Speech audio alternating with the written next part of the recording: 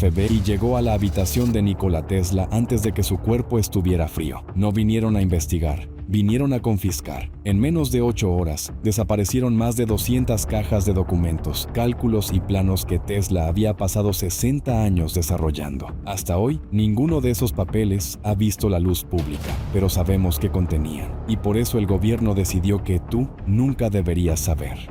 Antes de continuar, necesitas entender algo. La historia oficial de Nikola Tesla es cómoda. Es la historia del genio excéntrico que perdió contra Edison, que murió pobre, que fue olvidado. Una tragedia individual, un fracaso personal.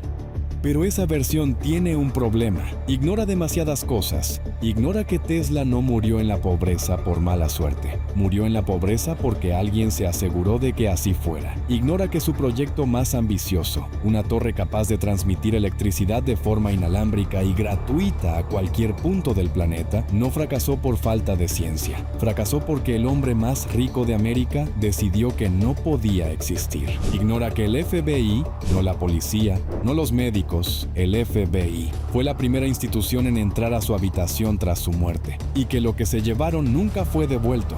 Y sobre todo, ignora una pregunta que nadie ha respondido de forma satisfactoria en 80 años. ¿Por qué un gobierno clasifica como secreto de Estado los documentos de un inventor que, según la versión oficial, era un viejo loco que hablaba con palomas? En este documental vamos a recorrer los 3 niveles de esta historia. El nivel que todos conocen, el genio que perdió. El nivel que pocos conocen, la destrucción sistemática y deliberada de su trabajo. Y el nivel que casi nadie habla, lo que el gobierno encontró en esa habitación y por qué todavía no quieren que lo sepas. El hombre que quiso darle energía gratis al mundo fue destruido por quienes vivían de cobrártela. Esta es su historia. Smiljan, Imperio Austrohúngaro, 1856. Un pueblo tan pequeño que no aparece en la mayoría de los mapas. Inviernos que duelen, veranos cortos, una iglesia, un campo y el sonido constante del viento entre los árboles. Aquí nace Nikola Tesla. A medianoche, durante una tormenta eléctrica, la partera, según cuenta la leyenda, miró el cielo y le dijo a la madre: «Este niño será un hijo de la tormenta». La madre respondió: «No, será un hijo de la luz». Ninguna de las dos sabía cuánta razón tenían. Desde pequeño, Nikola no era como los demás niños. No jugaba de la misma forma. No pensaba de la misma forma. Tenía una memoria fotográfica casi perfecta. Podía visualizar máquinas completas en su mente. Girarlas, desarmarlas, mejorarlas, sin papel, sin lápiz, sin nada, solo con la arquitectura extraordinaria de su cerebro. Pero también tenía algo más, algo que sus biógrafos suelen mencionar de pasada y que en realidad lo explica todo. Tesla sentía la electricidad, no metafóricamente, literalmente. Una noche, siendo niño, acariciaba a su gato cuando una chispa saltó entre sus dedos y el animal. Tesla se quedó paralizado. Le preguntó a su padre qué era eso. Su padre, un sacerdote ortodoxo severo y poco dado a las fantasías, le explicó que era el mismo fenómeno que ocurría durante las tormentas: electricidad. Desde ese momento Tesla no pudo pensar en otra cosa. Observaba los rayos durante horas desde la ventana. Intentaba descifrar su patrón, sus reglas, sus secretos. Mientras otros niños dormían, él estaba despierto mirando el cielo, tomando notas mentales de algo que nadie más parecía ver. Su padre quería que fuera sacerdote. Cada vez que Tesla hablaba de electricidad, de motores, de energía, su padre lo cortaba. «Esos son tonterías, Nikola. No puedes perder el tiempo con ideas inútiles». Pero había alguien que sí lo entendía. Su madre, Yuka Tesla, no tenía estudios formales, pero tenía algo más valioso: un talento natural para inventar. Construía herramientas para el hogar, diseñaba mecanismos, resolvía problemas con soluciones que nadie más había pensado. Y cuando miraba a su hijo, veía algo que el resto del mundo tardaría décadas en reconocer. Veía al futuro. Fue ella quien lo apoyó cuando nadie más lo hacía. Fue ella quien convenció al padre de que Nikola necesitaba estudiar ingeniería. Y fue ella quien, cuando Tesla cayó gravemente enfermo siendo adolescente, con fiebre tan alta que los médicos lo daban por muerto, le arrancó una promesa al padre: si se recupera, lo mandamos a la Universidad de Ingeniería. Tesla se recuperó. Y esa promesa cambió la historia del mundo. Años después, en la Universidad de Graz, Austria, Tesla era el estudiante más brillante que sus profesores habían visto, pero también el más incómodo. Hacía preguntas que nadie podía responder. Desafiaba teorías establecidas. Su mente iba más rápido que el conocimiento disponible en su época, hasta que un día, en una clase de ingeniería eléctrica, su profesor encendió un motor de corriente continua y dijo, con la seguridad de quien no duda de nada: este es el límite de la tecnología, no se puede hacer mejor. Tesla se quedó en silencio, salió de la clase, caminó durante horas, y en su cabeza, una pregunta que no lo dejaría dormir: ¿y si había otra forma? La respuesta llegó en un parque, una tarde caminando, sin buscarlo, sin forzarlo. Tesla lo vio, no en papel, no en un laboratorio, en su mente. Un motor impulsado por corriente alterna. Un sistema donde la electricidad no fluía en un solo sentido, sino que oscilaba, creando un campo magnético rotativo. Sin fricción, sin chispas, sin las limitaciones que hacían ineficiente a todo lo que existía hasta ese momento. Se detuvo en seco, sacó un palo, dibujó el diagrama en la tierra. Ahí estaba, completo, perfecto. Había encontrado la clave de la electricidad moderna. Pero Europa no estaba lista para Tesla. Sus profesores lo ignoraban, los inversores lo rechazaban. Nadie quería escuchar a un joven desconocido que decía haber superado la tecnología dominante. Así que Tesla tomó la decisión más importante de su vida. Con 4 centavos en el bolsillo y un cuaderno lleno de ideas que valían millones, se subió a un barco rumbo a América. Porque en América lo esperaba Thomas Edison. Aquí es donde la historia oficial se pone interesante. Edison era, en 1884, el hombre más famoso del mundo científico. El inventor de la bombilla, el constructor de la primera red eléctrica comercial de la historia. Un genio, sí, pero sobre todo, un empresario. Un hombre cuyo imperio entero dependía de la corriente continua, el sistema que Tesla acababa de superar mentalmente. Tesla llegó con una carta de recomendación. Edison lo contrató, no como socio, no como inventor, como ingeniero. Y entonces Edison le hizo una promesa: si logras mejorar mis generadores de corriente continua, te pagaré $50,000. Tesla trabajó sin descanso, meses, sin dormir, sin descansar, hasta que lo logró. Los generadores de Edison eran ahora más eficientes que nunca. Tesla fue a cobrar. Señor Tesla, usted no entiende el humor americano. No hubo pago, no hubo reconocimiento, solo una lección brutal sobre cómo funciona el poder cuando siente que alguien lo amenaza. Tesla renunció, salió sin dinero, sin trabajo, sin nada. Pero lo que vino después fue peor. Cuando Tesla encontró a George Westinghouse, un magnate con visión que sí entendió el potencial de la corriente alterna, y juntos comenzaron a ganar terreno, Edison no se quedó quieto. Lo que hizo a continuación dice todo lo que necesitas saber sobre él. Edison comenzó a financiar demostraciones públicas, donde animales eran electrocutados con corriente alterna, perros, caballos, incluso un elefante. Los periódicos publicaban titulares aterradores. La corriente alterna de Tesla era presentada como un peligro mortal para la humanidad. No era ciencia, era propaganda. Y funcionó durante un tiempo. Pero en 1893, Tesla y Westinghouse ganaron el contrato para iluminar la Feria Mundial de Chicago. La noche en que esa feria se encendió con corriente alterna fue la noche en que el mundo entendió que Tesla tenía razón. Edison había perdido la guerra de las corrientes. Cualquier otro hombre se habría detenido ahí, habría consolidado su victoria, habría construido su fortuna, habría vivido el resto de su vida como el hombre que derrotó a Edison. Pero Tesla no quería dinero. Tesla quería algo mucho más grande. Y fue exactamente eso lo que lo destruyó. Pero lo que nadie esperaba era lo que Tesla tenía en mente a continuación. No era un motor mejor. No era una bombilla más eficiente.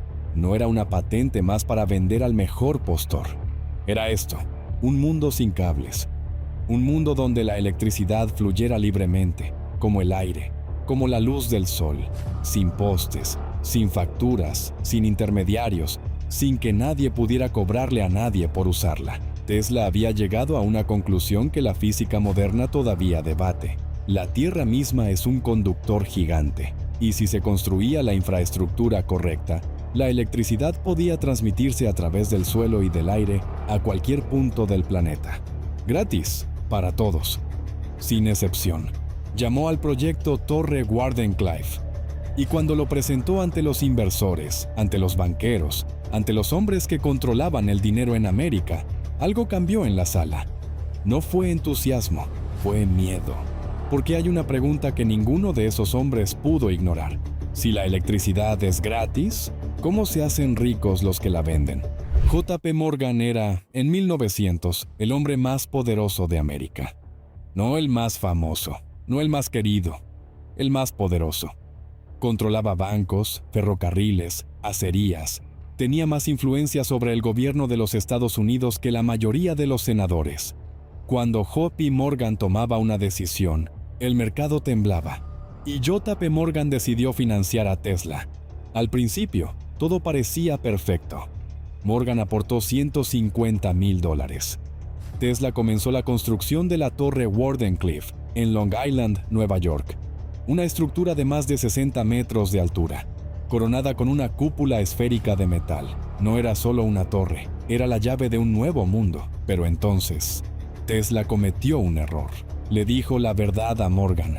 Le explicó que Wardenclyffe no solo transmitiría señales de comunicación, transmitiría energía gratuita, para todos, sin medidores, sin cables, sin que nadie pudiera controlar quién la recibía o cuánto pagaba por ella. Morgan escuchó en silencio y luego tomó su decisión.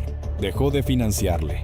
Así, sin drama, sin confrontación, solo una carta, un corte limpio. Pero Morgan no se limitó a retirar su dinero. Movió sus hilos. Los bancos cerraron sus puertas a Tesla.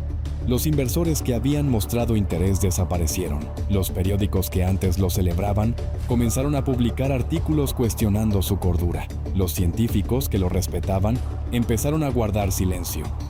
No fue un accidente, fue una operación. Tesla lo entendió demasiado tarde. Sin dinero, la construcción se detuvo. Los trabajadores abandonaron el proyecto. La torre quedó a medio construir, un esqueleto gigante de metal y madera en medio de un campo vacío, símbolo de un futuro que alguien había decidido cancelar. Tesla siguió intentándolo, siguió buscando inversores, siguió escribiendo cartas, presentando proyectos, explicando su visión. Nadie respondió. Los años pasaron. De laboratorios relucientes a habitaciones de hotel cada vez más pequeñas. De conferencias ante miles de personas a charlas solitarias con las palomas del parque. De patentes que valían millones a deudas que no podía pagar. En 1917, la Torre Wardenclyffe fue demolida. El nuevo propietario la vendió como chatarra para pagar las deudas de Tesla. El hombre que había electrificado el mundo vio cómo destruían su obra más grande para pagar facturas. Y el mundo siguió girando. Con cables, con medidores, con facturas, como si Tesla nunca hubiera existido. El 7 de enero de 1943, en la habitación 3327 del Hotel New Yorker, Nikola Tesla murió solo. 86 años, sin dinero, sin reconocimiento, sin haber podido completar lo que había venido a hacer. El hombre que quiso darle energía gratis al mundo, murió en la oscuridad. Pero aquí es donde la historia da un giro que la versión oficial prefiere ignorar. Pocas horas después de que se confirmara su muerte, agentes del FBI irrumpieron en la habitación. No llamaron, no pidieron permiso. Entraron y se llevaron todo. Cuadernos, planos, documentos, décadas de investigación sobre transmisión inalámbrica de energía, sobre resonancia terrestre, sobre tecnologías que en 1943 no tenían nombre todavía. Todo clasificado, todo sellado, todo desaparecido. El gobierno de los Estados Unidos declaró los documentos de Tesla secreto de Estado. ¿Por qué? Esa es la pregunta que nadie ha respondido en 80 años. La versión oficial dice que fue por precaución, que estaban en guerra, que no podían arriesgarse a que tecnología sensible cayera en manos enemigas. Pero hay un problema con esa explicación. Si Tesla era un viejo excéntrico que hablaba con palomas y cuyas ideas no funcionaban, ¿qué había en esos documentos que justificaba clasificarlos como secreto de Estado? ¿Qué encontraron? Y justo cuando parecía que la historia de Tesla había terminado, algo ocurrió que lo cambió todo. En 2016, el gobierno de los Estados Unidos desclasificó parte de los documentos confiscados en la habitación 3327. Parte, no todos. Lo que salió a la luz fue suficiente para reabrir preguntas que muchos preferían cerradas. Los documentos incluían investigaciones sobre transmisión de energía a través de la ionosfera terrestre, sobre resonancia de frecuencias extremadamente bajas, sobre la posibilidad de usar la Tierra como conductor global de electricidad. Tecnología que, según la versión oficial, era ciencia ficción en 1943. Tecnología que, curiosamente, describe con precisión el funcionamiento del proyecto HAARP, un programa de investigación de alta frecuencia financiado por el Departamento de Defensa de los Estados Unidos, construido en Alaska en los años 90. Una teoría que ha circulado durante décadas entre investigadores y físicos sugiere que el gobierno no confiscó los documentos de Tesla para protegerlos. Los confiscó para usarlos, para desarrollar en secreto lo que Tesla había descubierto, pero bajo control militar, lejos de cualquier posibilidad de que esa tecnología llegara al público de forma gratuita. No hay pruebas concluyentes de esto. Es importante decirlo, pero lo que sí es verificable es lo siguiente. Tesla describió en sus documentos un sistema de transmisión de energía inalámbrica a escala global. El gobierno clasificó esos documentos. Décadas después, el gobierno construyó instalaciones que operan bajo principios notablemente similares a los que Tesla describió. Y los documentos completos siguen sin ser desclasificados. ¿Coincidencia? Lo que resulta sospechoso para muchos no es ninguno de estos hechos por separado. Es la suma de todos ellos. Hay una imagen que no puedo dejar de pensar. Un hombre de 86 años, solo en una habitación de hotel, rodeado de papeles que nadie quiere leer. Afuera, la ciudad que él ayudó a iluminar. Adentro, el silencio de alguien que entendió demasiado pronto cómo funciona el mundo. Tesla no perdió porque sus ideas eran malas. Tesla perdió porque sus ideas eran demasiado buenas. Un mundo con energía gratuita es un mundo donde JP Morgan no puede cobrar por la electricidad. Es un mundo donde los gobiernos no pueden controlar quién tiene acceso a la energía y quién no. Es un mundo radicalmente diferente al que los hombres con poder en 1900 habían construido para sí mismos, y ese mundo no podía existir. No porque fuera imposible, sino porque alguien decidió que no convenía. El hombre que quiso darle energía gratis al mundo fue destruido por quienes vivían de cobrártela. Eso es lo que pasó. Eso es lo que la historia oficial llama fracaso. Eso es lo que los libros de texto llaman el inventor excéntrico que murió pobre. Pero hay una pregunta que quiero dejarte antes de cerrar. Si los documentos de Tesla no tenían valor, si sus ideas no funcionaban, si era solo un viejo loco con delirios de grandeza, ¿por qué el FBI todavía no ha desclasificado todo? ¿Qué hay en esos archivos que, 80 años después, sigue siendo demasiado peligroso para que lo leas? Tú decides.